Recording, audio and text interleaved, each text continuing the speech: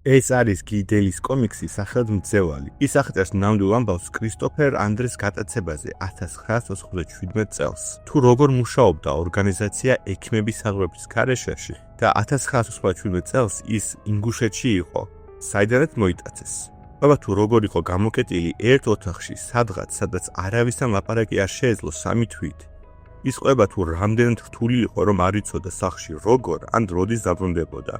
მისი ყველაზე დიდი გამოწვევა და დროის გაყვანა აღმოჩნდა. რაღაც მომენტში მან ისტორიული ფაქტების გახსენებაც დაიწყო იმისთვის, რომ გონება აემუშავებინა. შესაბამისად, მეკომიქსზე გიდელისის ყველაზე დიდი გამოწვევაც ეს იყო დროის გასვლის დახატვა.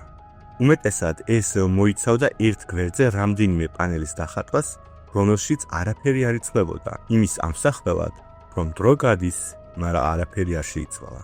და ის ჩვენ ეგრევე განახებს ამ რეალობას.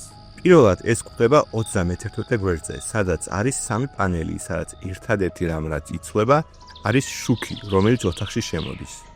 მანამდე ეს უფრო ჩვეულებრივი კომიქსივით არის.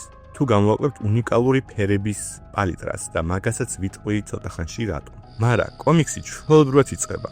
ხედავთ როგორ ძინავს სახლში, როგორ უარდებიან შეიარაღებული ხალხი და როგორ იტაცებენ მას. და 31 გვერდის მერეც შედარებით ჩვეულებრივად ვაგრძელებ.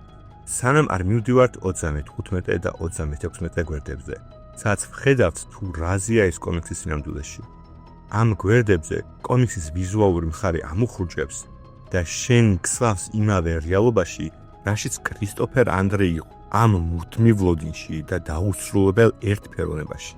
მაგიტომაც არის ამ კომიქსის ფერთა პალიტრა ესეთი. 1 გაშლა, 2 გვერდი და 12 პანელი, სადაც არაფერი არ იცვლება 1 თეთრი ოთხკუთხედის გარდა. რაღაც მომენტში იმდენად დერიალიზდება, რომ სივრცეს აღქმადობასაც კარგავთ და ოთახი აღარ ჩანს. სანამ რეალობაში ავბრუნდებით და ეს კომიქსი იწყება. მადლობა ყურადღებისთვის და გთხოვთ დააფოლოვეთ ჩემი და მეკომიქსის Instagram გვერდები. ასევე გამოიწერეთ მეკომიქსის YouTube არხი. მეტი მსგავსი კონტენტისთვის.